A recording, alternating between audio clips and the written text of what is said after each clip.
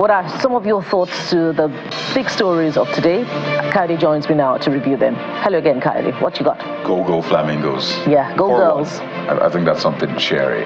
We're starting off with that very sad incident in Jigawa State. Over 140, in fact, it's been reported dying in that petrol tanker explosion or the fire following the accident involving the tanker and people scooping petrol. And we see that the very first user, Maxville, has this to say. But just in case you didn't catch the video of the aftermath of that fire, here's what it looked like just right after the fire started. And, well, it was said to have happened around midnight, Tuesday, Wednesday. And there you see, I mean, look at that fire. As we said earlier on, the images that came are disturbing. Are really disturbing.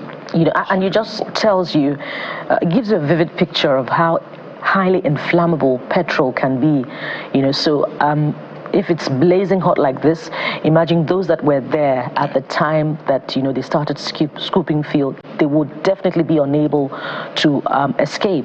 And so, you know, the rest is left to the difficult imagination. And Maxville has the very first one. It says, I think a lot more sensitization needs to be carried out on situations like this. Safety first. It says, may their soul find rest with their creator. So safety first. Even when people go to collapsed building sites, you see people crowding around just trying to get a glimpse or take a picture or take a video. No, emergencies like that need a lot of space. You don't do videos, okay? Don't try to trend online at the risk of your own life. So please, let's be conscious when emergencies or accidents happen. Stay away. Another good point there, Kyrie. Comrade Voices says government should enforce stricter regulations and penalties for companies and drivers involved in the transportation of hazardous materials. Well, it goes without saying. Al-Misbah is next, saying we should be able to learn from past experiences. This situation is avoidable. And, of course, praise for the repose of the souls of those who died, and then quick recovery. Amen. For those injured. And Rauf Adigboye says this morning, condolences. And then he rests and continues. Poverty has beclouded the reasoning of many citizens. No lessons have been learned from past incidents, evidently. Well, Kokoro still reiterates that, saying that people need to learn to avoid tankers that have had accidents, forget the cheap OMS or PMS, I think you're trying to say. Don't allow your greed push you to early painful death. Free fuel is not worth your life and painful burns. I know some have said, well, it goes without saying, you know, people know naturally that petrol is flammable and it's dangerous, but you need to reiterate some of these things. Don't just take it for granted that some people don't know better, actually. Just think, oh, free fuel, let me go get it. So I think we need to step that up. For some people, hunger is more important than, you know, life itself, because they might die the next day anyway. Maybe that's just the reasoning of some people, but it doesn't make it any better. Right. Yeah. This next talking point is about the CJN chiding judges who haven't delivered a single judgment in 1 quarter. That's an interesting one. And the first user this morning is Adolf, who says, most cases that go on indefinitely in Nigerian courts are frivolous in real sense and ought to be treated as such if the public will be truly convinced that Nigerian judiciary isn't corrupt. Oof.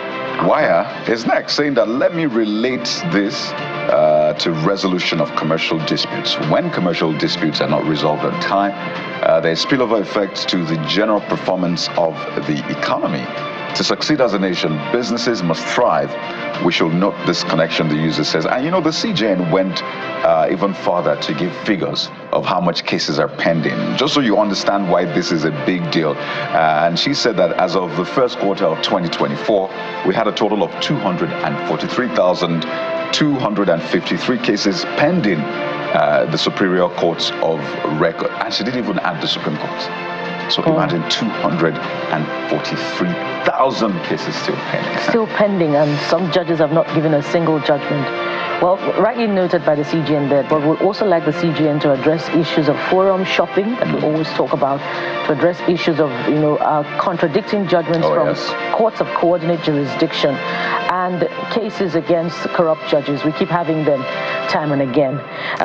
You have the next talking point. Oh, yes. So while we ruminate on that, definitely an important one, let's go over to well, let's say the nation's capital, Abuja, but something that is a certain taxes. And the FCT minister, Nyesom Wike, told Nigerians, but maybe FCT residents first, that government needs to make money, so pay your taxes.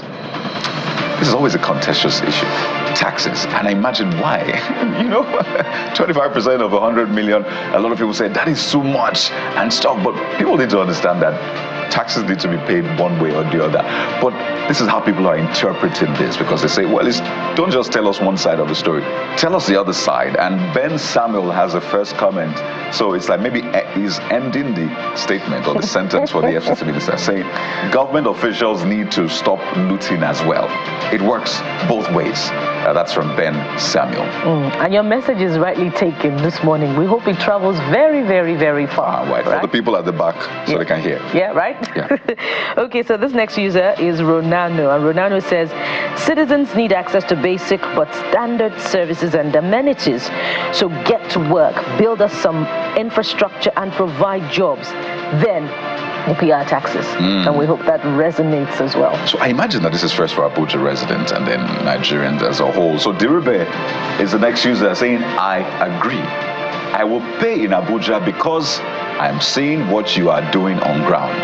Tell other politicians to do the things our eyes can see so that people will be convinced to pay. When they hear how their money is laundered, they will not pay. It's that simple. Okay. And Ugo is the last one writing in here, and he says, or they say, in serious countries, tax ensures you get visible burdens taken off your shoulders. Kids' education costs with laptops and tables are usually borne. Tablets, yeah, thank you, are usually borne by tax money. Health is borne by the government through taxes. What do Nigerians gain from paying taxes as citizens?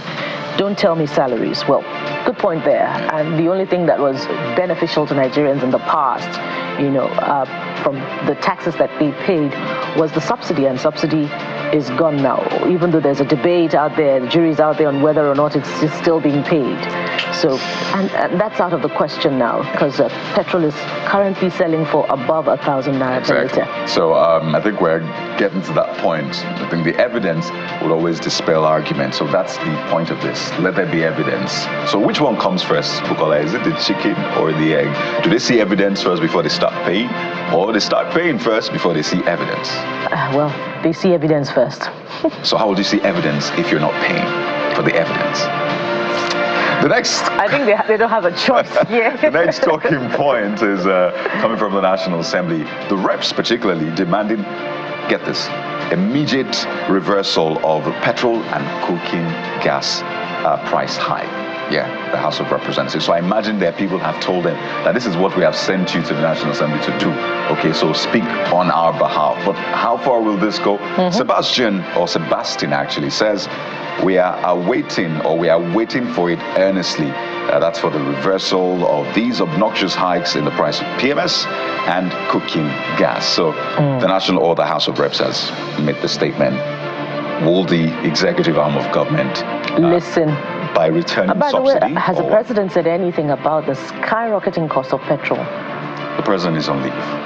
Yeah, we know that he's on leave, but the cost of petrol had been going up before he went on leave. So has he said anything that we may perhaps have missed?